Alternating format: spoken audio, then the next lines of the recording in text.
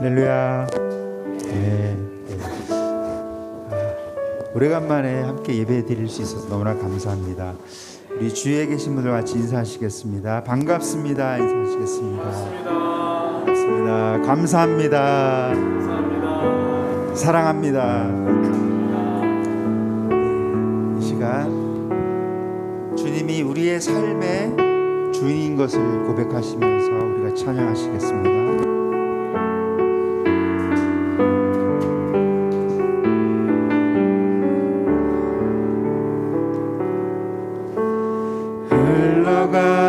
어제 일과 마주한 오늘의 삶 속에 내 주님 계시네. 위태로운 내 삶을 신실한 주의 사랑으로 완성해 가시네. 흘러간 어제 일과 어제 일과 마주한 오늘의 삶 속에 내 주님 계시네. 위태로운 내 삶을 신실한 주의 사랑으로 완성해 가시네. 창조의 사랑이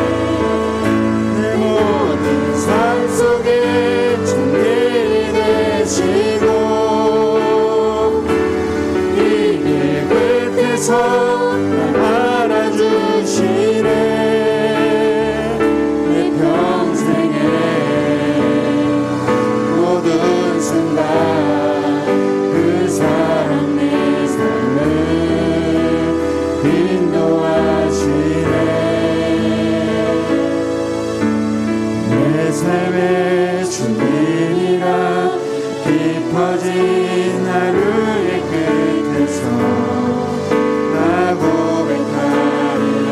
창조의 사랑이 나를 믿으시고 따스한 숨결 날 안게 하네. 태초부터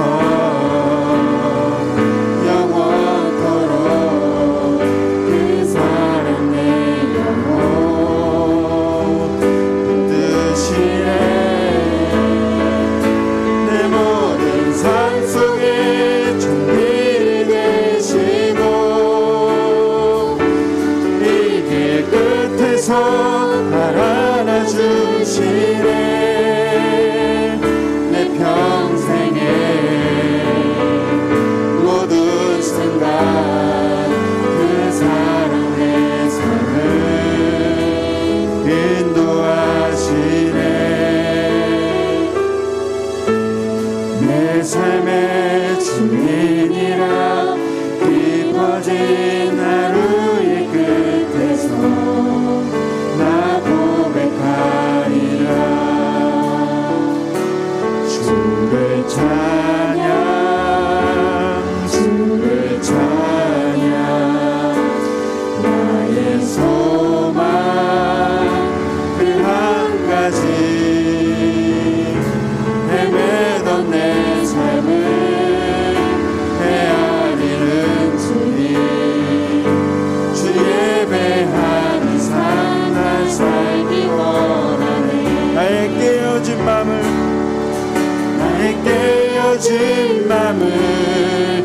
대수하시는 주 내 눈물 주의 잔에 담으소서. 주를 의지함으로 두려워하느니 주님만 찬양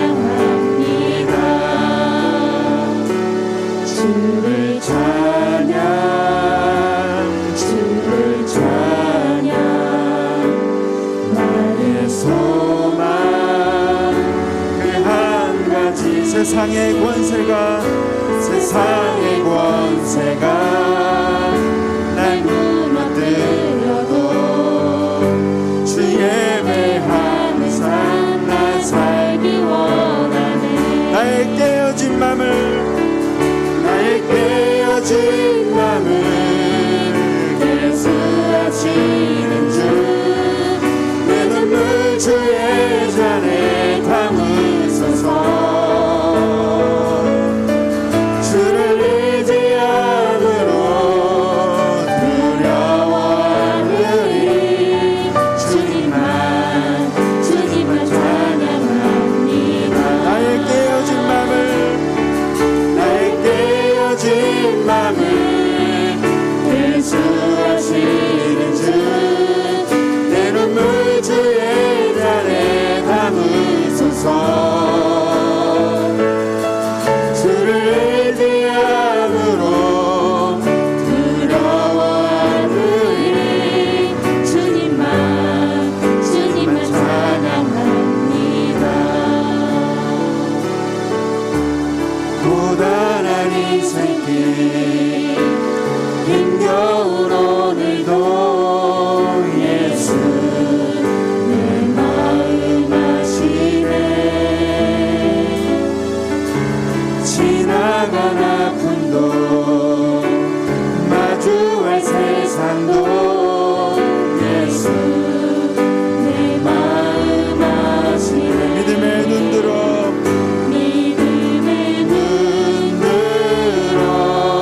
주를 보리. 이 또한 지나가리라. 주어진 내 삶의 시간 속에 주의 뜻 알게 하소서.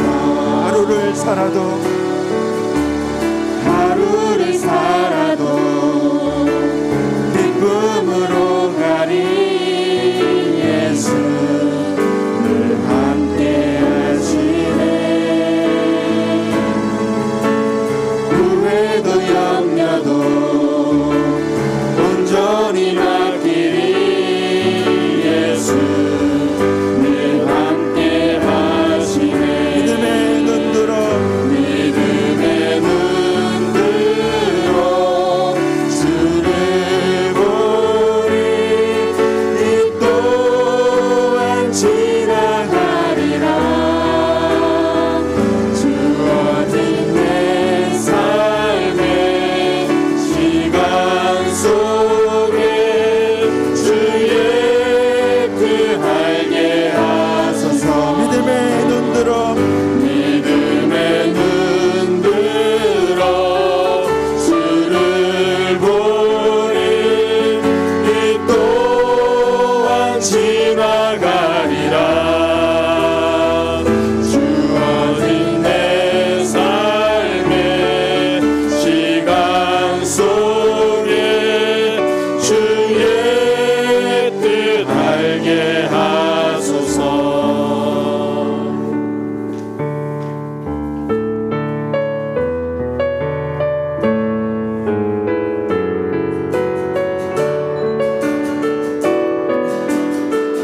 예수 우리 왕이여. 예수 우리 왕이여. 이곳에 오소서. 보좌로 주여 임하사 찬양을 받아주소서. 주님의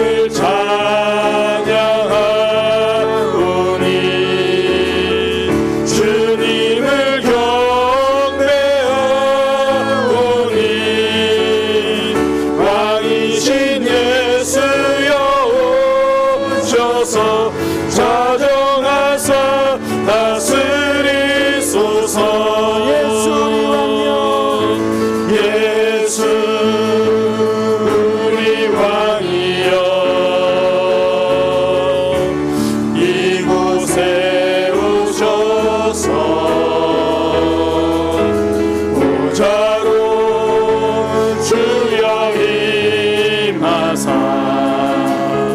찬양을 받아 주소서. 주님을 찬양하오니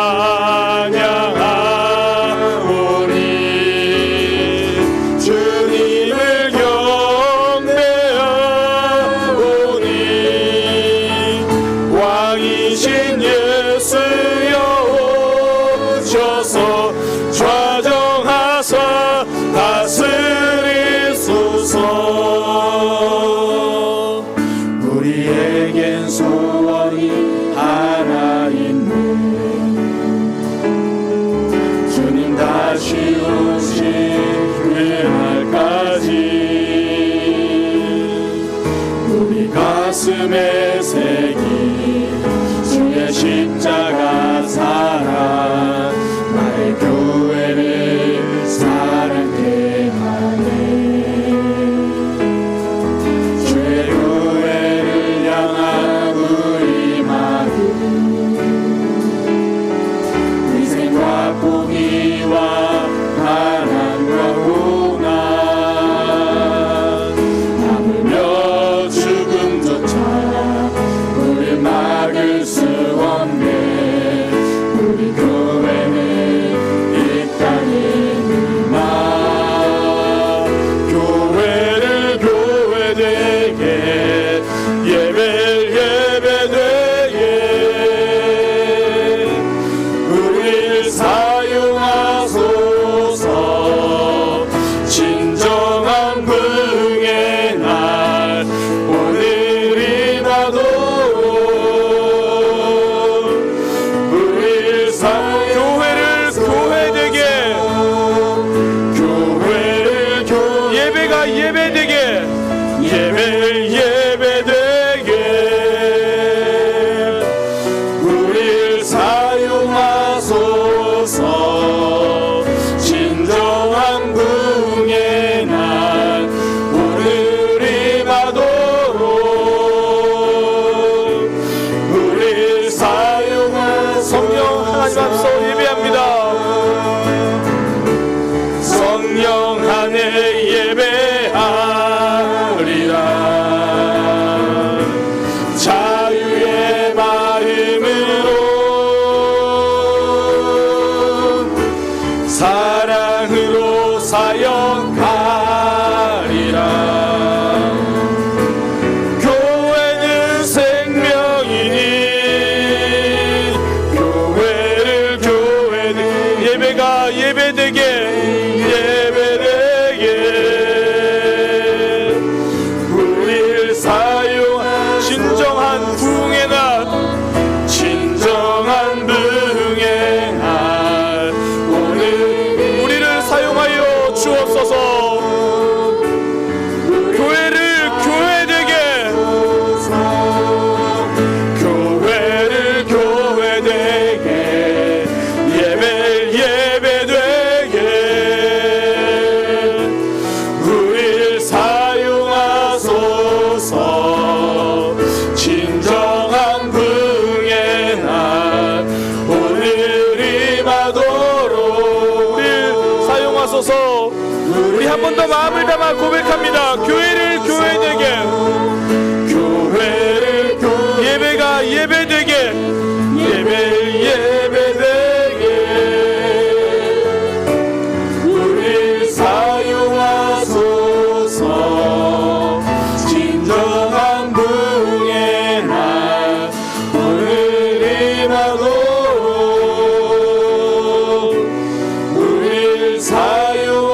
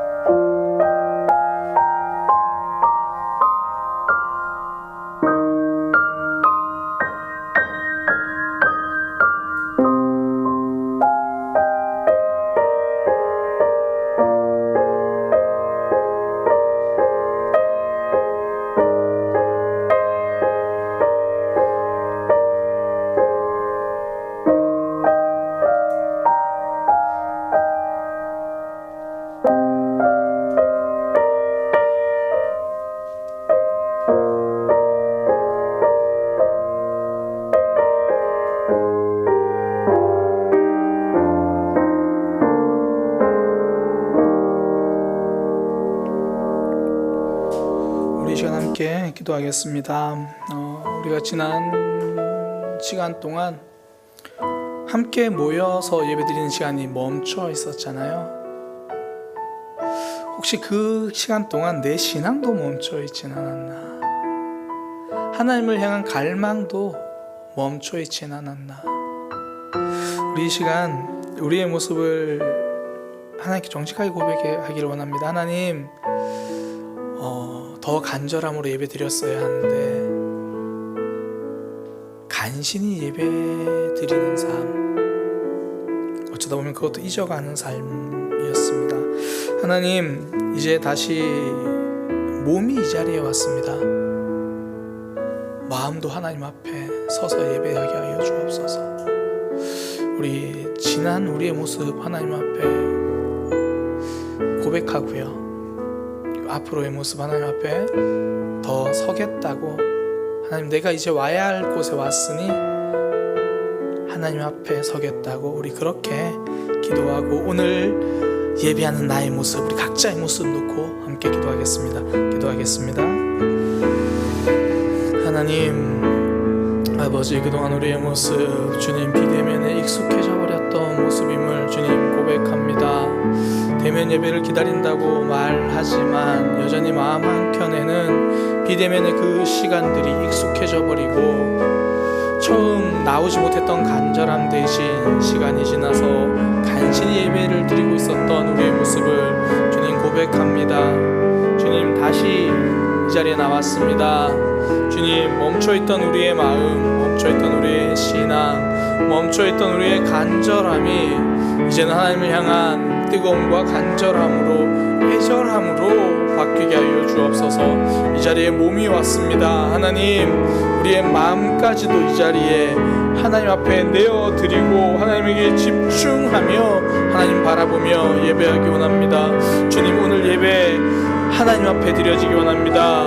하나님 앞에 우리의 인격을 드리고, 하나님 앞에 우리의 삶을 드리고, 하나님 앞에 우리의 감정을 드리고, 우리의 모든 생각을 하나하나 주님 앞에 드리기 원합니다. 주님, 구약에서 제사를 드릴 때 하나하나 각을 떠서 주님 앞에 올려드렸던 것처럼 우리의 생각과 우리의 마음과 우리의 모든 것을 주님 앞에 드리기 원하오니, 주님, 진실한 예배 되게 하여 주옵소서. 하나님께 드려지는 예배 되게 하여 주옵소서. 하나님만 남고 하나님에게만 집중하는, 하나님께 드리는 예배 되게 하여 주옵소서.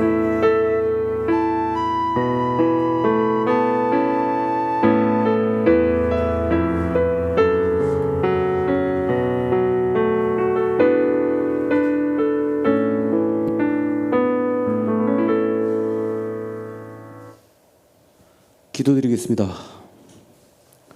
거룩하시고 은혜가 충만하신 하나님 아버지, 감사합니다. 오늘은 비대면 예배에서 대면 예배로 전환하는 첫 주일 첫 예배입니다. 너무나 설레고 오래 기다려온 순간을 맞이하게 해주시니 감사합니다. 그동안 코로나 방역으로 인해 함께 모여서 예배드리지 못하고 받은 은혜를 서로 나누지 못했습니다. 주님, 오늘 이후로 다시는 이런 일이 발생하지 않도록 역사하여 주시옵소서.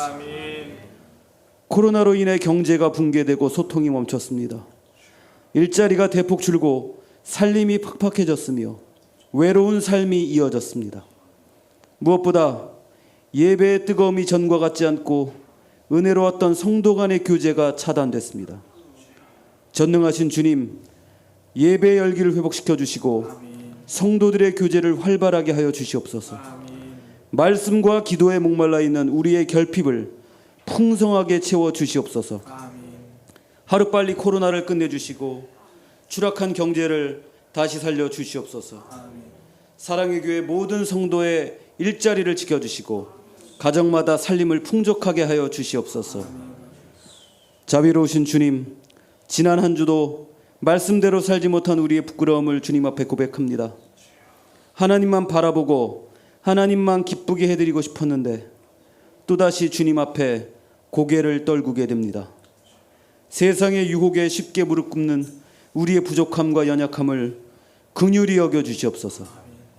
사랑이 많으시고 관대하신 주님, 주님의 기대에 미치지 못하더라도 새로운 기회를 주시고 또다시 일어날 힘을 주시니 감사합니다. 우리가 날마다 정금같이 단련돼 주님의 사명을 잘 감당할 수 있도록 허락해 주시옵소서. 사랑이 많으신 주님, 어제는 대면 예배 재개를 하루 앞두고 성도들이 함께 모여 대청소를 했습니다. 그동안 쌓인 먼지를 말끔히 털어내고 그 구석구석을 닦아냈습니다. 지난 수개월 동안 우리의 마음에 쌓인 세상의 먼지와 탐욕의 찌꺼기도 깨끗하게 털어낼 수 있도록 인도하여 주시옵소서. 다시 주님 앞에 성도다운 모습으로 설 수 있도록 허락하여 주시옵소서. 예배 처소를 깨끗하게 만든 그 손길 하나하나를 기억해 주시고 은혜와 사랑으로 채워 주시옵소서. 전지전능하신 주님, 이 자리에 모인 우리 성도들의 기도 제목에 귀 기울여 주시고 한 사람 한 사람 응답하여 주시옵소서. 우리의 모든 어려움과 아픔을 다하시고 넉넉하게 이기게 하시는 주님을 찬양합니다. 성도들의 몸에 있는 모든 질병을 치유해 주셔서 고통에서 벗어나 건강하게 살게 하여 주시옵소서. 성도들의 사업장과 일터를 지켜주셔서 가정마다 풍성하게 공급하여 주시옵소서. 성도들의 꼬여있는 관계를 풀어주셔서 평화롭고 행복하게 살게 하여 주시옵소서. 가정마다 각각의 어려움이 있습니다. 부모들은 주님처럼 사랑이 많고 관대한 눈으로 자녀를 바라보게 하여 주시고 자녀들은 주님을 섬기듯 존경과 사랑으로 부모님을 대할 수 있도록 인도하여 주시옵소서. 청년들에게는 밝은 미래를 보여주시옵소서. 이들의 앞길을 열어주시고 주님께서 예비하신 배우자를 만나게 하셔서 형통하고 풍성한 삶 누리게 해 주시옵소서. 사랑의 교회가 새 식구로 번성할 수 있도록 인도하여 주시옵소서. 학생들에게는 지혜와 명철을 허락해 주시옵소서. 하나님께 크게 쓰임받을 수 있는 인재 삼아 주시고 장차 이 나라를 짊어지고 나갈 일꾼들로 만들어 주시옵소서. 예배와 공부 둘 다 소홀하지 않도록 주님의 능력을 베풀어 주시옵소서. 주일학교 어린이들에게는 날마다 쑥쑥 자라는 성장의 은혜를 주시고 날마다 행복하게 지낼 수 있도록 튼튼한 몸과 좋은 친구들을 허락해 주시옵소서. 공의로우신 주님, 이제 여당과 야당의 대통령 후보가 정해졌습니다. 다음 대통령은 하나님의 마음으로 국민을 대하고 섬기는 사람을 택해 주시옵소서. 하나님의 공의를 실천할 수 있는 대통령이 당선될 수 있도록 은혜를 베풀어 주시옵소서. 사적인 탐욕과 이해관계에 함몰되지 않고 오직 국가와 국민만 바라보며 5년을 헌신할 수 있는 대통령과 정부가 되게 하여 주시옵소서. 그래서 우리나라가 한 단계 더 도약할 수 있도록 허락해 주시옵소서. 거룩하신 주님, 오늘 사랑의 교회 모든 성도가 설레는 마음으로 주의 전에 모였습니다. 우리에게 거룩한 마음을 허락하여 주시옵소서. 오직 하나님만 바라보게 하여 주시옵소서. 말씀을 듣고 은혜로 충만하게 하여 주시옵소서. 오늘도 단 위에 세우신 박명수 목사님에게 주님의 놀라운 능력을 덧입혀 주시옵소서. 전하는 말씀 하나하나에 우리의 심령이 변화되어 새롭게 거듭날 수 있도록 역사하여 주시옵소서. 오직 하나님의 말씀만 전하게 하시고 우리 모두 예배에만 집중하게 하시옵소서. 예배를 위해 헌신한 손길들이 있습니다. 그들을 기억해 주시고 하나님의 풍성한 사랑으로 채워 주시옵소서. 오늘 예배 시작부터 마지막까지 주님 동행해 주시옵소서. 오늘 이 시간 세상의 헛된 생각과 잡념에 사로잡히지 않도록 도와 주시옵소서. 존귀하고 존귀하신 우리 주 예수 그리스도 이름으로 기도합니다.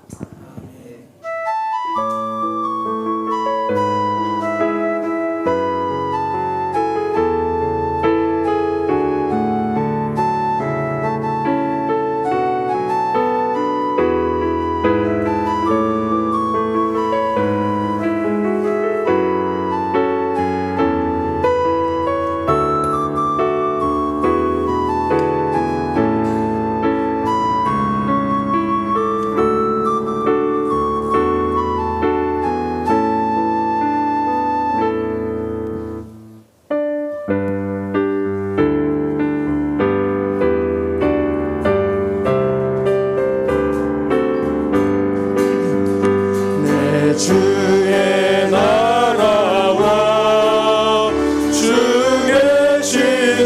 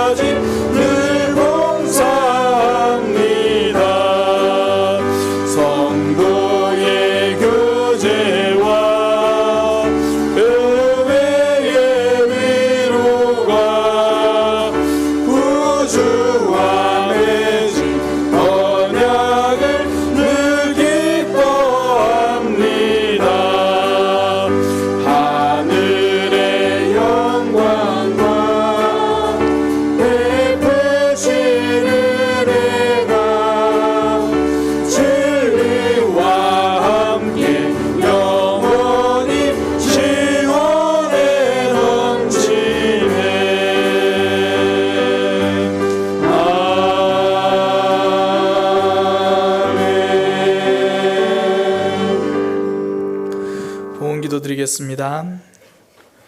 하나님, 오늘 예배 초소에 나와 예배하게 하시니 감사합니다. 주님 앞에 예배합니다. 우리의 마음을 붙들어 주시고 예배를 통하여 우리의 삶이 회복됨을 경험케 하여 주옵소서. 예배 자리로 나오면서 주님 앞에 물질을 드립니다.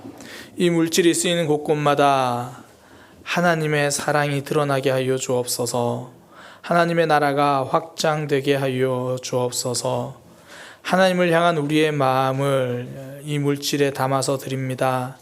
주님, 하나님이 우리 인생의 주인이십니다. 그 고백을 담아 드리니 우리의 삶을 붙들어 주시고 인도하여 주옵소서. 이 땅을 살아갈 때에 물질이 필요합니다. 하나님, 우리의 삶 주님께서 공급하여 주셔서 물질로 인하여 어려움 당하지 않도록 인도하여 주옵소서. 특별히 삶에서 급하게 필요한 일이 있는 지체들이 있으면 주님, 급하고 강하게 역사하여 주옵소서. 믿음으로 살아갈 때에 물질이 시험되기도 합니다. 주님, 우리의 믿음을 붙들어 주셔서 물질로 인하여 흔들리지 않고 하나님을 바라보는 신앙 되도록 인도하여 주옵소서. 예수님의 이름으로 기도드립니다. 아멘. 교회 소식입니다. 예배에 참석하신 분들을 주님의 이름으로 환영합니다. 새가족들은 우리 교육자들에게 또 안내 받으시기 바랍니다. 오늘부터 대면 예배를 시작합니다. 선생님 혹시 2층에도 올라가 계신 분 있으신가요? 없으신가요? 예.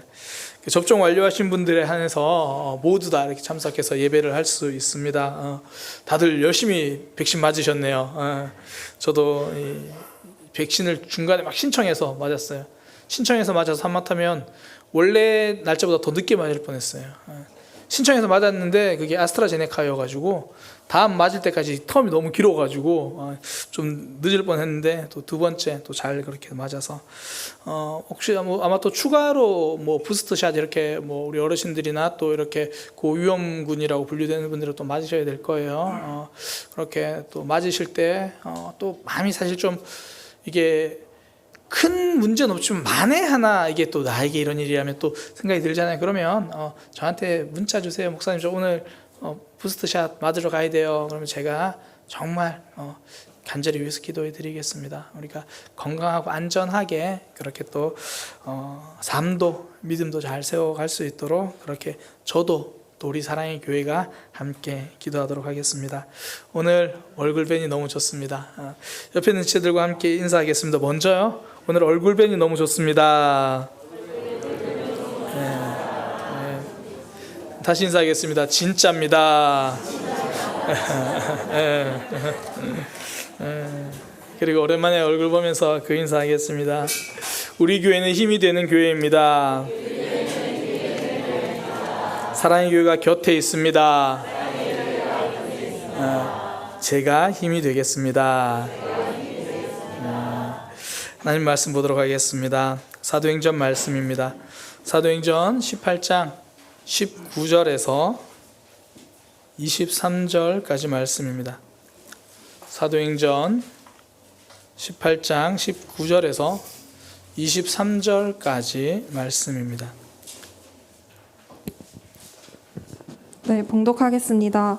에베소에 와서 그들을 거기 머물게 하고 자기는 회당에 들어가서 유대인들과 변론하니 여러 사람이 더 오래 있기를 청하되 허락하지 아니하고 작별하여 이르되 만일 하나님의 뜻이면 너희에게 돌아오리라 하고 배를 타고 에베소를 떠나 가이사랴에 상륙하여 올라가 교회의 안부를 물은 후에 안디옥으로 내려가서 얼마 있다가 떠나 갈라디아와 부르기아 땅을 차례로 다니며 모든 제자를 굳건하게 하니라. 아멘. 오늘은 말씀 전하기 전에요, 잠시 특송 순서를 좀 갖도록 하겠습니다. 우리가 정말 오랜만에 대면 예배를 했고 이제 특별한 일이 없으면 이제 계속 이제 이렇게 대면 예배를 드리게 되는데요. 그래서 우리가 하나님 앞으로 나왔다라는 고백들 우리 특성으로 좀 함께 은혜 나누도록 하겠습니다.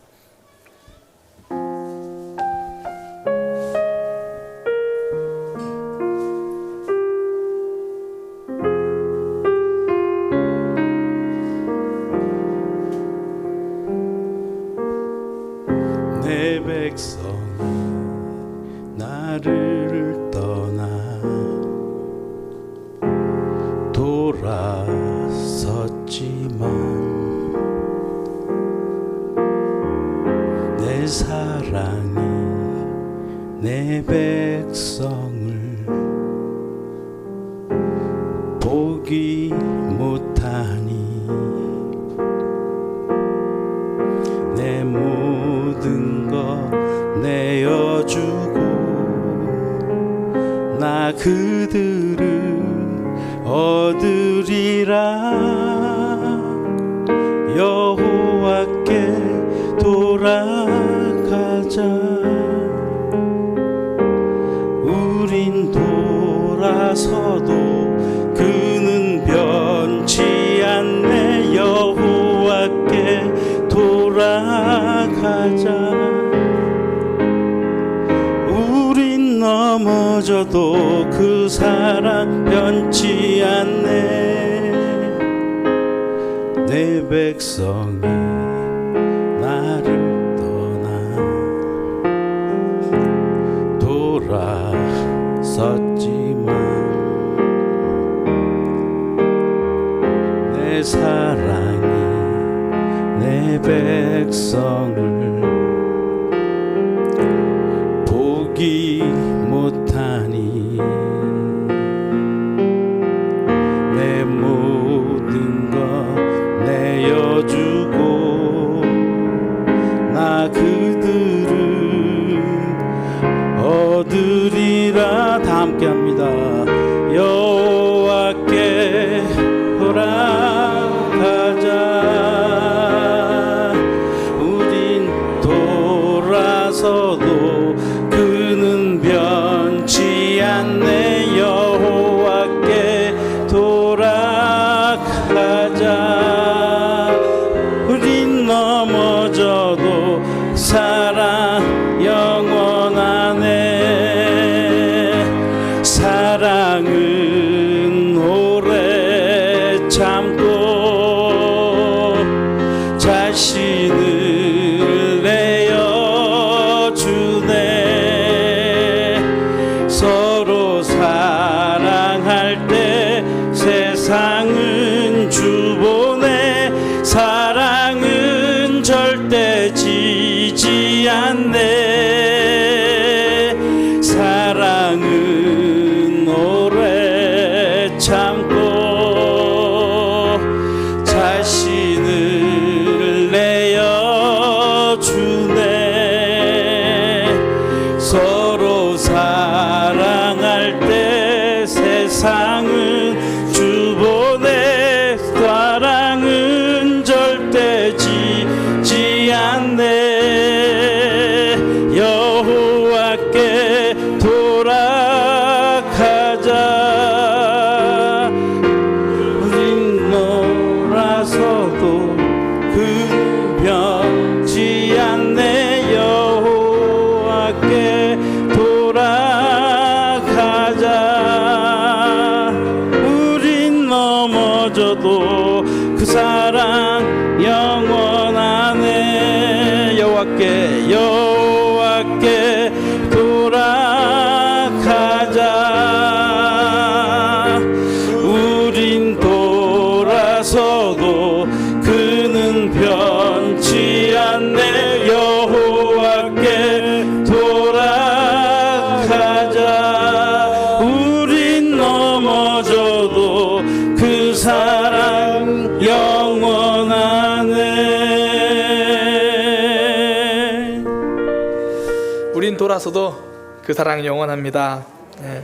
하나님이 그렇게 우리를 기다리시고 우리의 마음 붙들어 주셨습니다.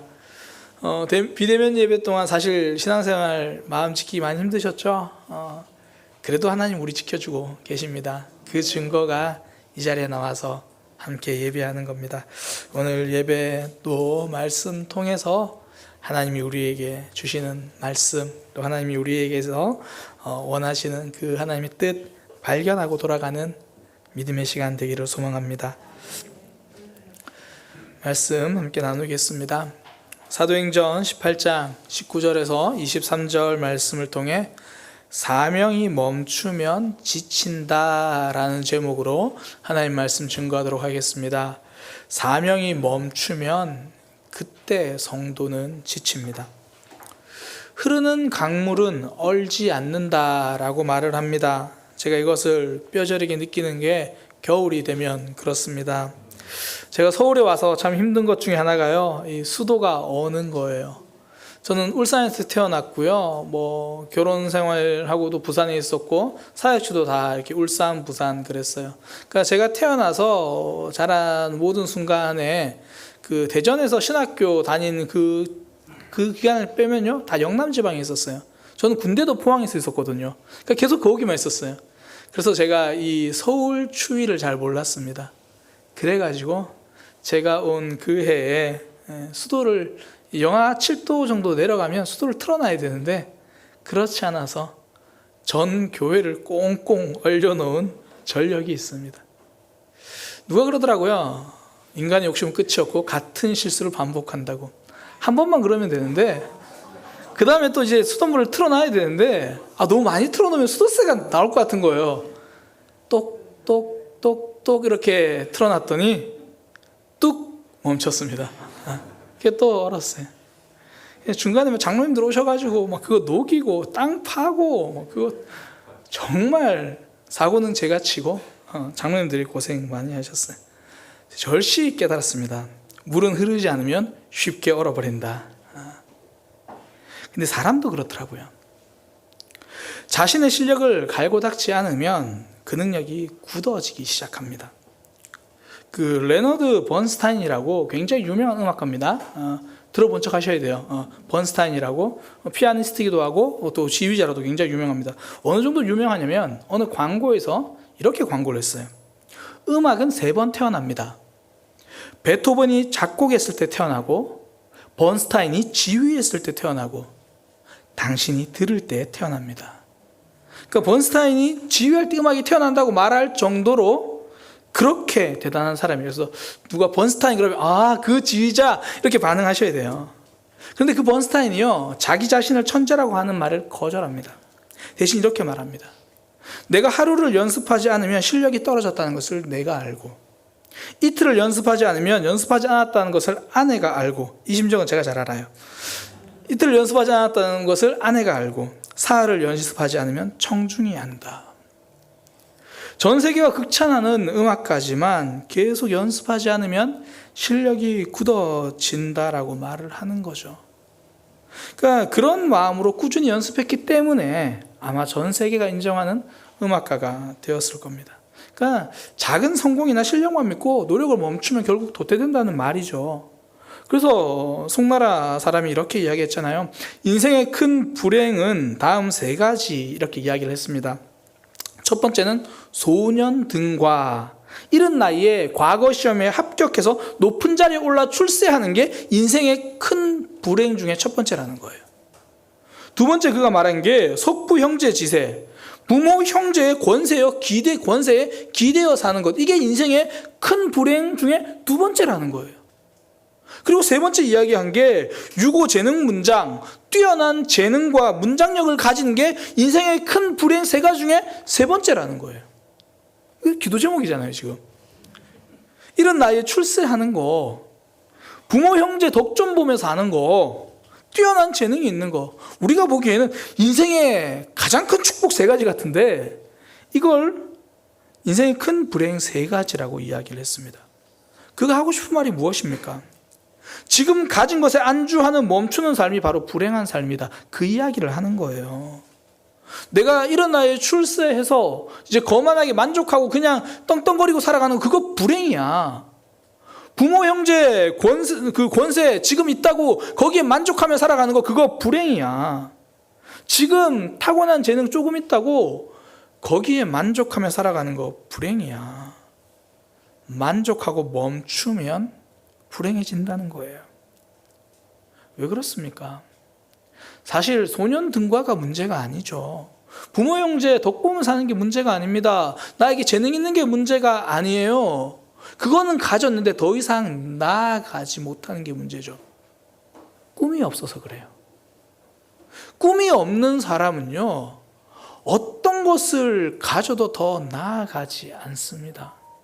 반대로 꿈이 없으면요, 아무것도 없어도 또 나아가지 않아요. 여전히 그 자리에 있는 거예요.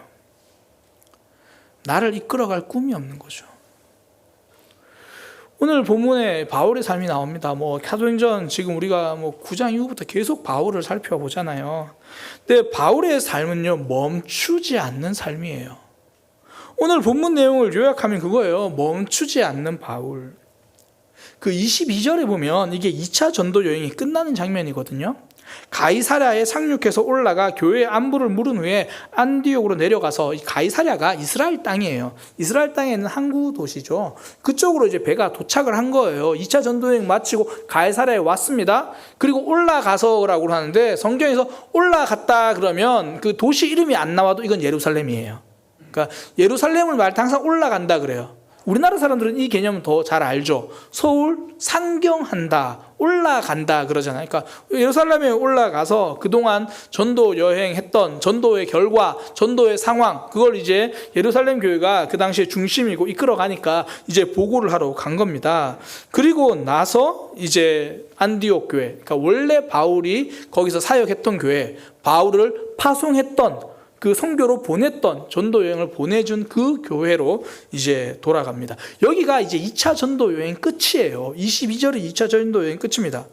그러면 우리는 이제 기대가 되잖아요. 그 다음 내용에 안디옥 교회가 바울을 어떻게 환영해 주었는지, 어떤 일이 있었는지 그게 좀 기록되기를 바랍니다. 그런데 성경 23절에 바로 넘어가면요, 그런 말 한마디도 없이 얼마 있다가 바로 떠났대요.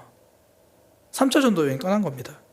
2차 전도 여행 마치고 얼마 있다가 3차 전도 여행 떠나요. 성경은 2차 전도 여행을 마친 바울의 업적을 기록하지 않습니다.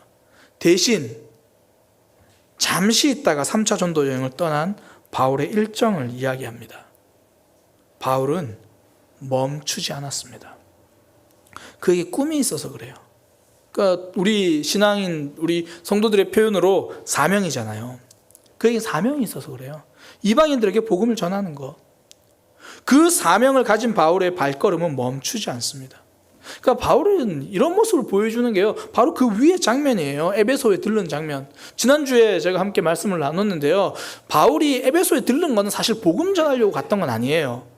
그 바울이 고린도에서 나오는 장면을 보면 이제 고린도를 떠나 수리아로 간다 그러거든요. 이 수리아가 안디옥 교회를 말하는 거예요. 수리아, 안디옥 교회에 있는 장소. 그러니까 이제 고린도에서 사역을 끝내고 안디옥 교회로 돌아가는 거예요. 돌아가기 위해서 고린도에 있는 항구 도시 갱그레아에서 출발해서 가는데, 그 당시에는 직항이라는 게 잘 없거든요. 그래서 에베소의 중간에 기착점이에요. 중간에 들린 거예요. 잠시 들렀다가 그리고 다시 이제 수리아, 안디옥, 이스라엘 땅으로 가기 위해서 간다고요. 에베소는 잠시 들른 곳이거든요. 그러면 우리는 딱 기억나는 게 있잖아요. 가서 휴게소 들러서 어묵 먹겠다, 소떡 사 먹겠다, 우동 먹겠다, 기억 생각하잖아요. 그 바울도 아니나 다를까 딱 들렀어요. 그리고 한 것, 회당 가서 복음을 전했어요. 그 잠시의 짬에도 바울은 자신의 사명을 위해 살았습니다. 멈추지 않은 거죠. 바울은 모든 순간 하나님이 원하시는 삶을 살았어요. 사명. 그의 사명은 잠시도 멈추지 않습니다. 사명이 그의 머리를 채웠고요, 그의 삶을 채웠습니다. 모든 순간이 사명입니다. 성도의 삶입니다. 성도는 사명을 위해 살아요. 그래야 내 삶이 지치지 않아요. 사람들이 오해하는 것 중에 하나가 사명이 많으면 삶이 지친다고 생각해요. 그렇지 않습니다. 사명 때문에 지치는 게 아니고요, 우리의 삶에서 감당할 사명이 없다고 해서 우리의 삶이 잔잔한 호수 같던가요? 아니에요. 내가 사명 감당하지 않고 좀 쉬어야지 했더니 직장에서 날 괴롭히고 가정에서 여전히 씨름하며 산다고요. 그걸 잘 보여주는 게 사실 예루살렘 교회거든요. 사도행전 6장에 보면 예루살렘 교회에 생긴 문제를 하나 기록합니다. 예루살렘 교회 다들 모여서 함께 있거든요. 그러니까 뭐가 생기냐면 내부에 문제가 생겨요. 그 당시에 이제 먹고 살기 좀 힘들었던 과부라고 하는데, 그 당시에는 과부면 경제적 여건이 없는 사람들이에요. 그래서 그 과부들에게 교회에서 있는 먹을 거 경제적인 지원을 해주는데 이런 일이 일어난 거예요. 누구는 받았다, 누구는 못 받았다. 그러면서 못 받은 일에 대해서 그 실수는 할 수 있죠. 잘못될 수 있습니다. 근데 반응이 뭐냐면 원망했다 그래요. 그러니까 그 안에 있으니까 그 안에 문제로 싸우면서 지치고 있는 거죠. 물론 그 일 때문에 집사님들이 세워지긴 합니다. 그럼에도 불구하고 안디옥 교회는 그런 문제가 있었다라는 이야기가 없어요. 안디옥 교회에서 기록된 성경을 보면요, 지도자들도 굉장히 많거든요. 그 많던 지도자들이 그렇게 한 번도 갈등이 없습니다. 왜냐하면 바로 전도여행 보내거든요. 나가는 거예요. 사명을 향해 가는 거예요. 안디옥 교회는 사명과 씨름하느라 교회 안에 있는 문제로 씨름하지 않았다는 거죠. 사명 붙들고 씨름하지 않으면요, 내 삶 붙들고 씨름하게 되어 있습니다. 지난 주일에 저희 오후 늦게 어머니가 서울로 올라오셨어요. 아들네 잠시 이렇게 오셨습니다.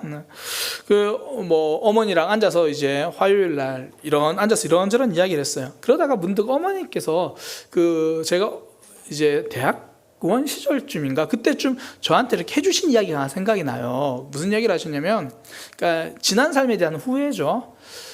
그러니까 너희가 어렸을 때, 주로 이제 중고등학교 때 제로 기억해요. 그러니까 너희가 어렸을 때 먹고 사느라 바빠서 너희를 잘 못 챙겨준 게 참 그게 미안하다, 그 얘기를 하신 기억이 나요. 어머니랑 앞에서 대화하는데 그 사건이 좀 생각이 나요. 조카들도 같이 왔는데 그런저런 일 때문에 생각이 나서 제가 어머니께 이렇게 말씀드렸어요. 어머님, 어릴 때 저희들 잘 못 돌봐주신 거 그거 참 후회된다고 하셨죠? 그거 하나님의 은혜예요. 저는 자기 주관이 굉장히 뚜렷한 사람이거든요. 저희 어머니는요, 애살이 정말 많으신 사람입니다. 하나에서 10까지 본인이 결정하신 대로 다 해야 돼요.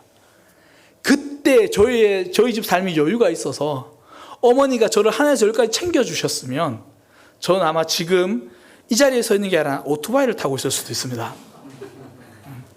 어머니랑 엄청 싸웠을 거예요. 그때 바쁘게 만드신 것이 하나님의 은혜예요. 스타 강사 제가 김미경 씨를 좀 자주 이야기하잖아요. 저는 개인적으로 김미경 씨를 굉장히 좋아하거든요. 그가 한 번은 이제 전업주부의 삶도 굉장히 소중하고 아름답다라는 그런 내용의 강의를 하면서 그런 이야기를 하더라고요. 본인도 다음 혹시나 기회가 있으면 다음 생 어쨌든 다시 선택할 수 있는 기회가 있으면 전업주부를 해가지고 자녀를 정말 잘 키워보고 싶다, 그런 얘기를 하더라고요. 제가 보기에 그러면 큰일 나요.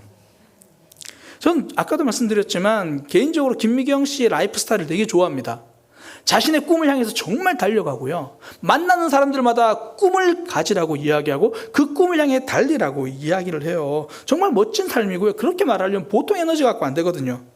그런데 그 에너지를 여러 사람에게 쏟아놓지 않고 집에서 자녀 둘과 남편에게 쏟아내기 시작하면요, 그 에너지를 먹고 자녀들이 무럭무럭 자라는 게 아니라 엄마 귀에 눌려서 자기 삶을 살지 못해요. 생각해 보세요. 다른 사람들에게 강의하는 거, 말을 잘해서 그게 좋은 강의지, 내용은요, 엄마 잔소리예요. 너 인생 그렇게 살면 안 돼. 너 꿈을 가져야 돼. 꿈 발견했으면 죽을 똥 살 똥 모르고 달려야 돼. 이게 김미경 씨 강의의 대부분 요약이에요. 이걸 자녀 2명을 앉혀놓고 하면요, 자녀도 부모도 서로 힘들어지는 잔소리가 되는 거예요. 내가 다른 사람을 위해서 사명을 붙들고 씨름하면 힘들지만 그래도 성장하는 삶이 돼요. 근데 반대로 내 삶만 붙들고 씨름하면요, 힘들면서 엉망되는 삶만 사는 거예요. 실제로 중년의 많은 부부들이 빈둥지 증후군 때문에 힘들어한다고 하잖아요. 빈둥지. 아이들을 키울 때 정말 열심히 다해서 키웠어요. 머리부터 발끝까지 하나에서 엄마 손 안 가면 안 되는 게 다 그렇게 키웠어요. 근데 그 아이가 대학에 들어가더니 집에를 안 들어오네요. 시집 가고 결혼하고 취직하고 그러고 나니까 독립했는데 기뻐해야 되는데 내가 지금까지 뭐하고 살았나, 이 생각을 하는 거예요. 그동안 내 삶을 살지 못했다는 증거죠. 내가 붙들고 있어야 할 사명 대신 자녀만 붙들고 있었다라는 말이에요. 사명과 씨름해야 내 삶과 씨름하지 않습니다. 사명으로 살면 내가 사는 모든 순간이 하나님 나라를 만드는 과정이 되지만, 내 삶을 살아가면 정말 잘해도 내 삶이 돼요. 조금이라도 실수하면 행복한 가정을 지옥 같은 공간으로 만들 수도 있다라는 거예요. 내 삶과 씨름하지 말고 사명과 씨름하는 삶이 되기를 소망합니다. 그러니까 사명과 씨름하는 삶이 그러면 어떤 건가? 목사님 오늘 너무 말씀이 지금 도전됐어요. 저 더 이상 집에서 애들이랑 씨름 안 하고 사명 가지고 씨름할게요. 그럼 그 사명 가지고 씨름하는 게 도대체 뭐예요? 단순합니다. 하나님이 원하시는 삶을 사세요. 내가 원하는 삶 말고. 하나님의 마음 있잖아요. 하나님의 마음을 알고 그 마음을 가지고 살아가세요. 하나님의 마음을 품고 사는 거. 바울의 삶이 그랬거든요. 하나님의 마음은 사람을 살리는 마음이에요. 목사님 그거 어떻게 알아요? 예수님을 이 땅에 보내셨잖아요.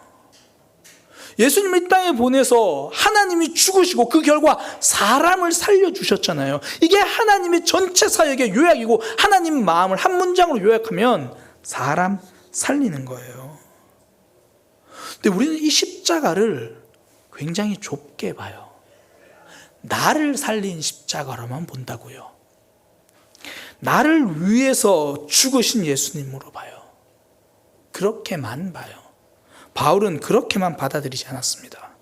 나를 살리기 위해서 죽은 예수님, 돌아가신 예수님이 이방인들도 살리기 위해 돌아가신 분이고 자신의 민족, 유대인들, 심지어 예수님을 십자가에 못 박은 그들을 위해서도 돌아가신 예수님이다. 이걸 안 거예요.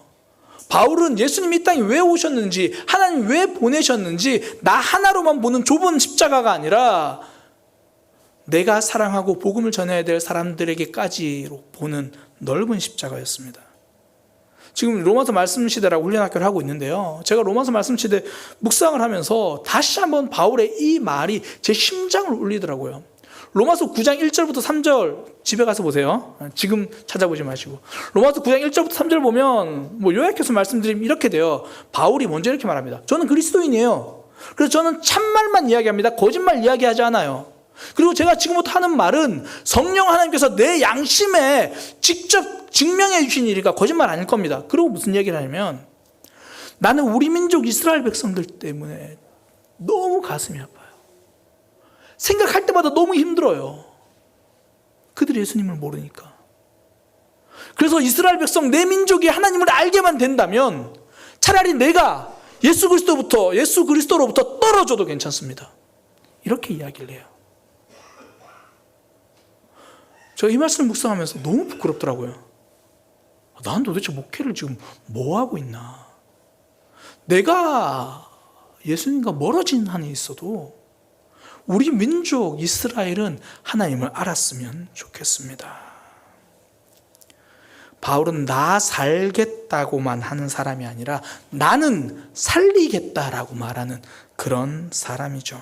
한마디로 하나님이 품으셨던 그 마음 바울도 품고 살아가는 거예요. 이게 사명입니다. 굉장히 유명한 시 있잖아요. 안도현 시인의 너에게 묻는다. 사람들이 이 시의 제목을 자꾸 오해하는데 이건 시 제목이 너에게 묻는다라는 시입니다. 연탄재 함부로 발로 차지 마라. 너는 누구에게 한 번이라도 뜨거운 사람이었느냐. 대부분 이 시의 제목을 연탄재로 알고 있어요. 이 시의 제목은 너에게 묻는다예요. 너에게 묻는다. 연탄재 함부로 차지 마라. 너는 누군가에게 한 번이라도 뜨거웠던 적이 있느냐. 다른 사람의 삶의 추위를 막아주기 위해서 나를 불태운 사람은요, 다른 사람의 삶을 함부로 발로 차지 못합니다. 다른 사람을 위해서 나 자신을 뜨겁게 내어주지 못한 사람은 내 감정에 따라 옆 사람을 차기 시작하는 거예요. 옆 사람을 평가하기 시작하는 거예요. 옆 사람과 씨름하기 시작하는 거예요. 내가 아프니까 나 살겠다고 그 마음만 가지고 사는 거예요. 성도는요, 나 살겠다는 마음만 가지고 살지 않습니다. 나 살겠다는 마음을 넘어서 난 살리겠다라는 마음을 가지고 사는 거예요. 십자가의 의미를 좁게만 보지 않습니다. 십자가의 의미를 넓게 보는 거예요.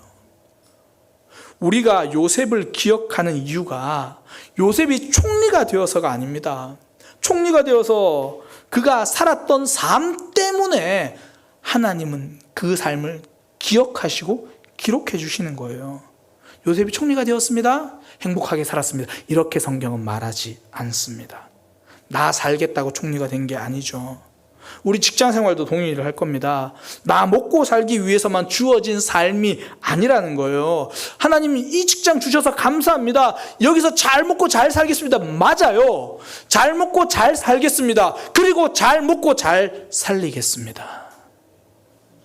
내가 만나는 이들, 나에게 허락한 사람들, 나 혼자 살아가는 성경에 기록되지도 않던 그런 사람이 아니라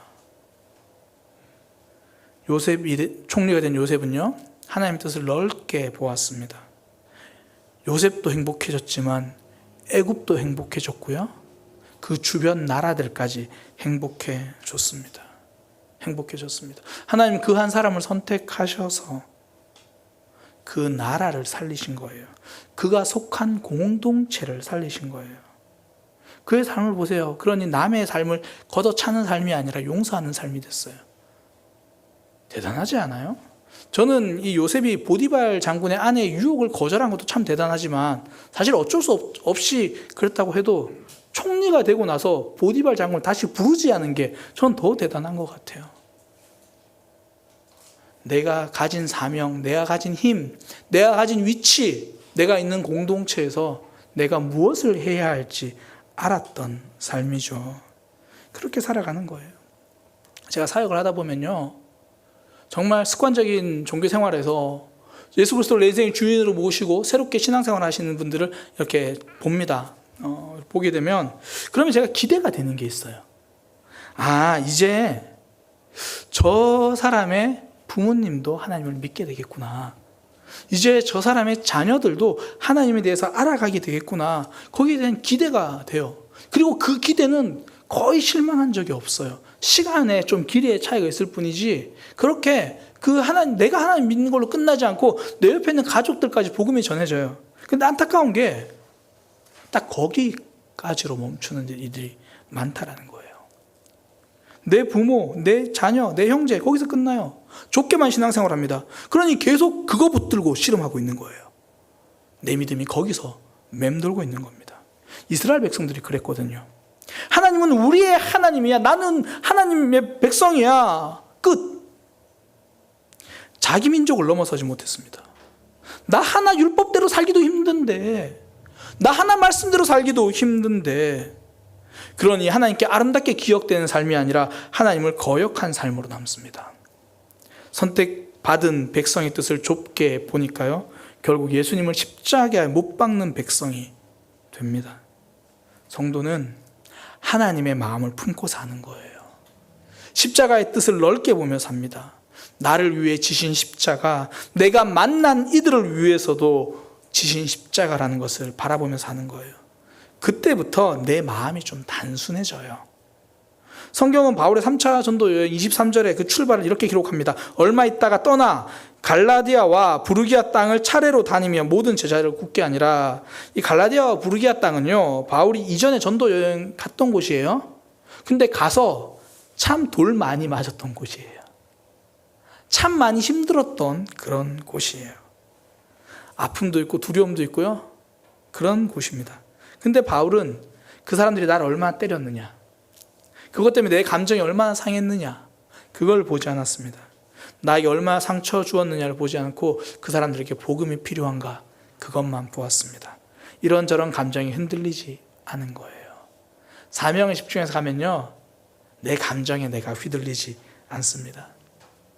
제가 담임 목사가 되고 참 감사한 것 중에요, 뭐 여러 가지가 있는데, 제 마음속에 그러니까 대적하는 적, 제 마음속에 미워하는 사람, 적, 이런 것들이 많이 사라졌어요. 참 부끄러운 고백이지만, 이 부교육자 제가 10년 동안 했는데요, 부교육자 때는 제사에게 도움이 되는 사람들은 그들의 이름은 동역자라고 부르고요, 나머지는 방해하는 사람들이라는 마음을 사실 제 마음속에 있었어요. 그러니까 이런저런 일과 감정에 제 마음도 같이 흔들렸다는 거죠. 근데 담임 목사가 되고 나니까 달라지더라고요. 그러니까 쉽게 표현해서 모두가 양이에요. 제가 좀 나이가 어려서 이런 표현이 좀 적합하지 않을지도 모르는데요. 아내랑 대화하다 보면 가끔씩 그런 마음이 들어요. 제가 자녀는 없지만 이게 영적인 아버지의 마음이구나. 성도들의 삶의 아픔을 보거나 혹시나 신앙생활을 하다가 좀 넘어지거나 약간 하나님과 멀리 가 있는 모습을 보면 그전에는 좀 답답한 마음이 컸는데 담임 목사가 되니까 제가 아파요. 그러니까 점점 제 속에서 적이 사라지더라고요. 사명을 붙들고 하니까 크고 작은 감정에 저를 흔들지 않더라는 거예요. 관계와 상황이 내 신앙을 발목 잡지 않더라고요. 그래서 성도는요, 사명 향해 달릴 때는 크게 지치지 않습니다. 힘들기는 해요. 담임 목사가 제가 쉽다고 이야기는 하지 않습니다. 전사님이 저를 보고 항상 고백하는 거 있죠. 목사님을 보니까 저는 담임 목사는 힘들 것 같아요. 많이 먹기 힘들어서 아마 그렇게 이야기를 하는 것 같은데, 힘들 수는 있어요. 그러나 쉽게 지치지는 않습니다. 사명이 멈출 때 그때 지치는 거예요. 그게 우리 삶을, 내 감정이 나를 적게 흔드는 거죠. 제가 지난주 말씀 나눌 때도 이 니코스 카잔차키스라는 사람의 책을 나눴는데요. 그 너무 좋아가지고 제가 이번 주에 그 사람 책을 읽었잖아요. 그리스인 조르바라는 소설, 그 사람이 쓴 소설책도 읽었어요. 거기 보면 그 조르바라는 사람이 나오는데 그 조르바를 굉장히 잘 설명해주는 그런 모습, 표현이 나와요. 제가 보통 목요일 새벽에는 새벽 기도 때 이 책에 대해서 책을 가지고 설교를 하거든요. 들어보시면 그때도 이야기를 했는데, 이 조르바라는 사람의 특징은 굉장히 자유로운 사람이에요. 이 조르바가 이제 주인공과 함께 크레타 섬으로 이제 가는 장면인데요. 가기 위해서 배를 탑니다. 배를 타는데 주인공이 우연히 보니까 이 조르바의 검지손가락 절반이 없는 거예요. 궁금하잖아요. 그래서 물었어요. 아니 조르바, 도대체 당신의 손가락이 그런데 어떻게 뭐 기계에 잘못 이렇게 잘렸습니까? 이렇게 물어요. 그러니까 조르바가 하는 말이 뭐냐면, 기계는 무슨 소리, 그런 게 아니요. 그러면서 하는 말이, 내가 한 번은 도자기 굽는 일을 한 적이 있어. 도자기를 너무 만들고 싶고 정말 아름다운 도자기를 만들고 싶어. 근데 그게 자꾸 녹노라고 이제 그 우리로 말하면 물레 있잖아요. 돌리는 거, 도자기 돌리는 거. 막 자꾸 돌리는데 내가 원하는 모양으로 안 되고 자꾸 검지에 걸려가지고, 검지손가락에 걸려가지고 자꾸 모양이 흐트러지는 거예요. 그러니까 이게 끼어들어서 글쎄 내가 만들려던 걸 뭉개놓지 뭡니까? 그래서 어느 날 손도끼를 들어서, 이 사람의 직업이 도자기 만드는 사람이 아니에요. 그냥 잠시 도자기를 만든 거예요. 그런데 도자기 만드는데 내 손가락이 방해가 된다고 검지손가락 절반을 잘라버렸습니다. 내 마음 가는 대로 사는 것에 조금이라도 걸리적거리는 것이 있으면 그냥 버리는 거예요. 마음의 자유를 위해 검지손가락 줌이야. 저는 이 말씀을 보는데요, 예수님 말씀이 들리는 거예요. 만일 내 오른손이 너를 실족해 하거든 찍어내 버리라. 내 백체 중에 하나가 없어지고 온몸이 지옥에 던져지지 않는 것이 더 유익하니라. 그는 자유를 향해 가기 위해서 손가락을 잘랐는데, 저는 무엇을 향해 달리고 있는지, 우리는 지금 무엇을 잘라내고 있는지, 무엇에 걸려 넘어져 있는지. 사명을 향해 달리면요, 나에게 걸리는 것들도 하나 둘씩 제거되기 시작하는 거예요. 사명을 향해 달리면요, 상한 마음이 나를 방해하지 못하는 거예요. 스데반 집사님이 그랬잖아요. 복음을 전할 때 사람들이 돌을 들어 치려고 했습니다. 그리고 때렸습니다. 그때 스데반 집사님은 죽기 전에 이렇게 기도하잖아요. 무릎 꿇고 크게 불러 이르되, 주여 이 죄를 그들에게 돌리지 마옵소서. 어떻게든 간에 영혼을 구원하겠다고, 하나님의 복음을 증거하겠다고, 하나님의 사랑을 알리겠다고 그 마음이 있으니까 나를 공격하는 이들의 마음에도, 나를 공격하는 이들에게도, 그 상황에도 내 마음이 흔들리지 않는 거예요. 우리가 왜 자꾸 지칩니까? 자꾸 상황을 봐서 그렇죠. 성도는 사명을 보는 거예요. 사명을 보고 내 상황을 맞추는 거죠. 우리 교회 한 집사님이 이런 고백을 하시더라고요. 주말이 다가오면 일단 남편 말을 다 들어주기 시작한대요. 남편 말을 다 들어주고 남편이 원하는 걸 해주고 미리미리 챙겨준대요.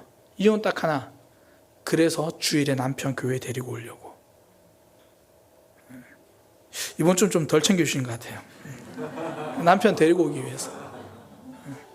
그러니까 다른 감정에 휘둘릴 겨를이 없는 거예요. 저 사람이 나한테 왜 저러냐 이런 마음 없는 거예요. 사명을 향해 달려가니까. 저는 우리의 삶, 자꾸 내 삶 갖고 씨름하는 거, 거기 넘어지고 휘둘리기보다 사명을 향해 달려가는 믿음의 삶이 되기를 소망합니다. 우리의 삶 그런 거예요. 직장에서도 마찬가지고, 가정에서도 마찬가지고, 그 영혼의 구원을 위해서 달려가는 거죠. 예수님의 사역을 보면요, 유혹에서 시작해서 유혹으로 끝나요. 사역 처음 시작할 때 이 사단이 3가지 유혹을 하잖아요. 그거 이겨내거든요. 근데 사역 마지막 십자가를 앞두고도 겟세마네 동산에서 예수님 유혹에 시달리잖아요. 그때 이렇게 기도합니다. 하나님, 저 이 십자가 지고 싶지 않아요. 그러나 나의 원대로 마옵시고 아버지의 뜻대로 하옵소서. 우리를 살리기 위해서 그 상황도 다 거절하시고 흔들리지 않는 거죠. 다른 것과 씨름하지 않는 삶입니다. 다른 것과 씨름하지 않고 사명을 향해 달려가시기를 소망합니다. 하나님의 마음만 붙들고 살기를 소망합니다. 한 시인을 소개하고 마치려고 하는데요. 우리나라 시인 중에 이 황동규 시인이라고 굉장히 유명한 시인입니다. 그분이 1938년생이시더라고요. 1938년생이신데 2020년도에 또 새로운 시집을 하나 내셨어요. 그러니까 83세에 새로운 시집을 내신 거예요. 근데 그 시집 앞머리에 이렇게 시인의 말을 이렇게 쓰셨습니다. 마지막 시집이라 쓰려다 만다.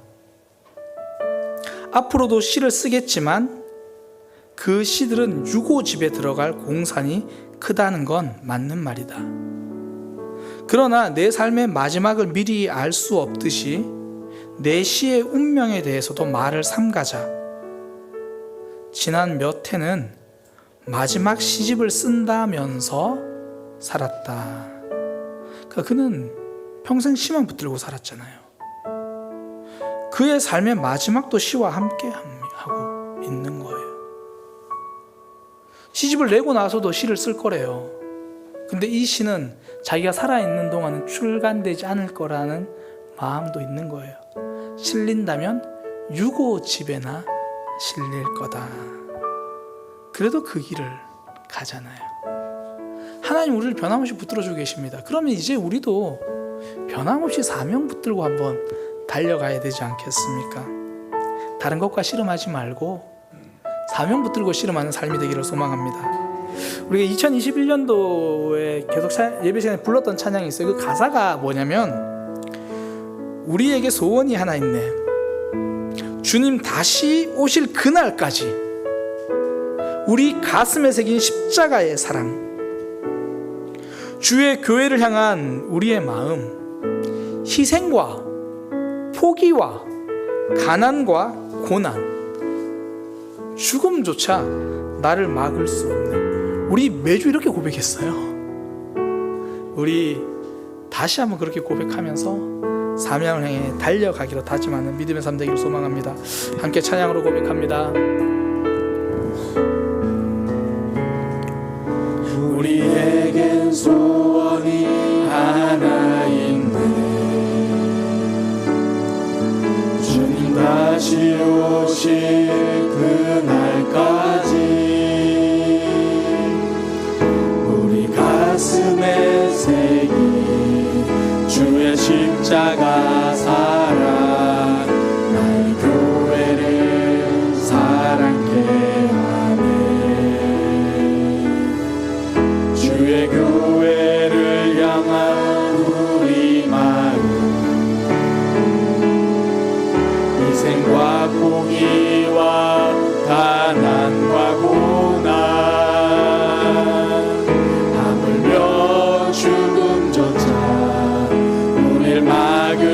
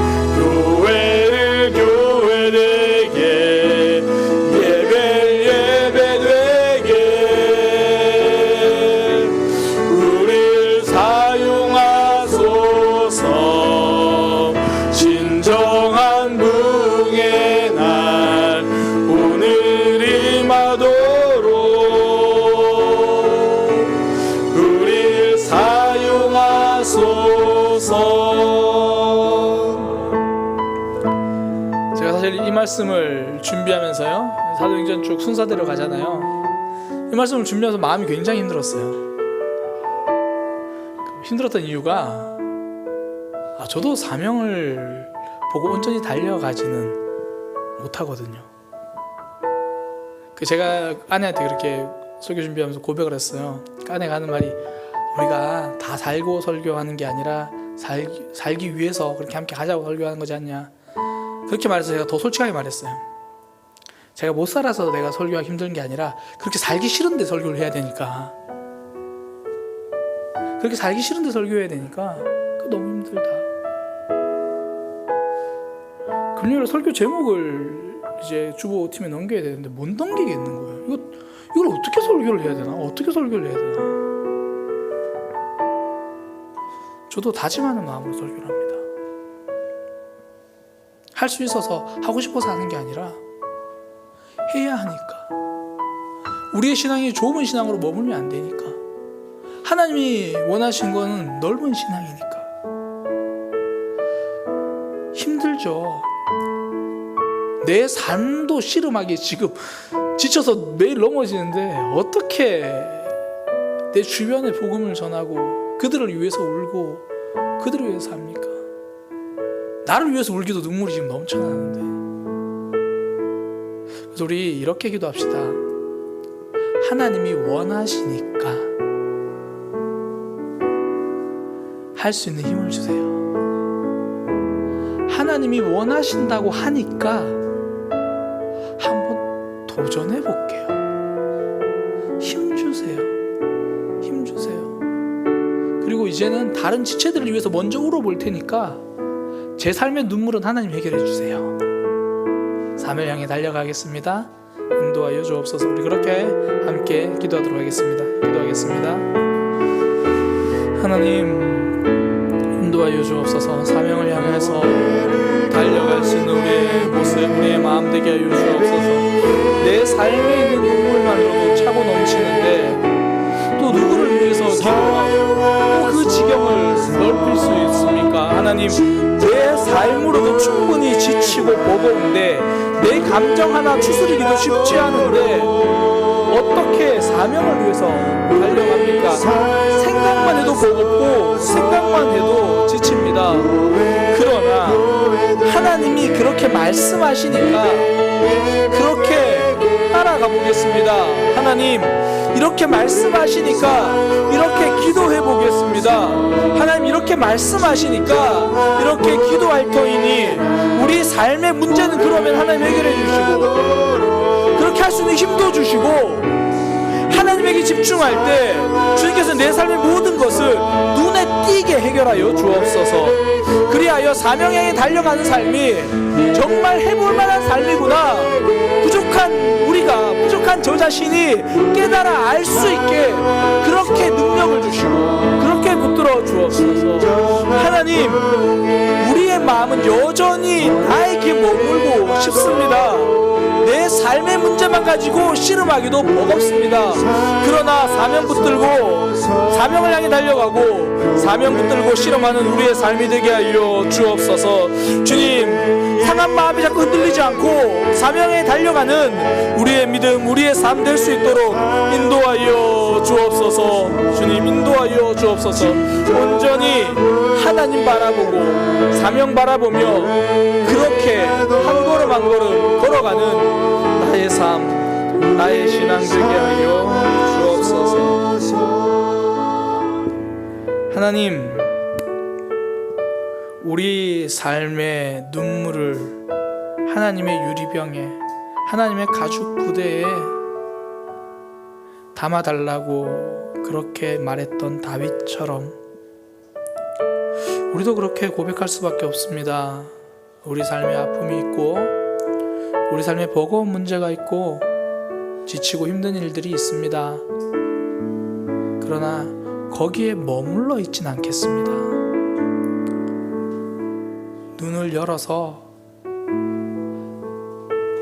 가족을 보고, 눈을 열어서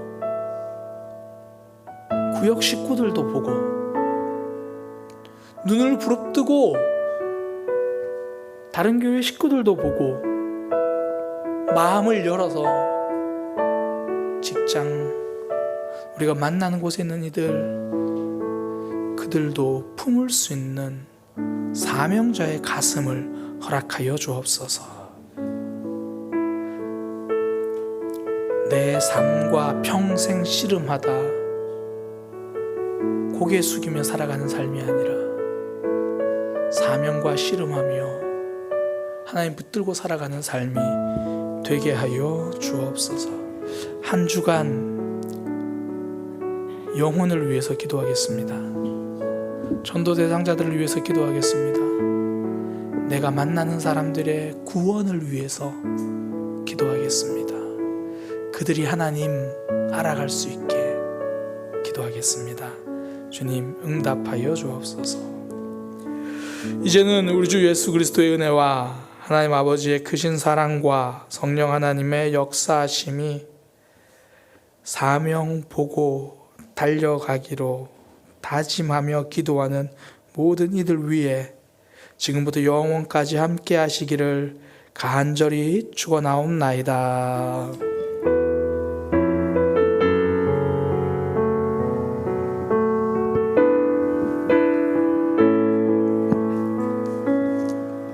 우리에겐 소원이 하나 있네.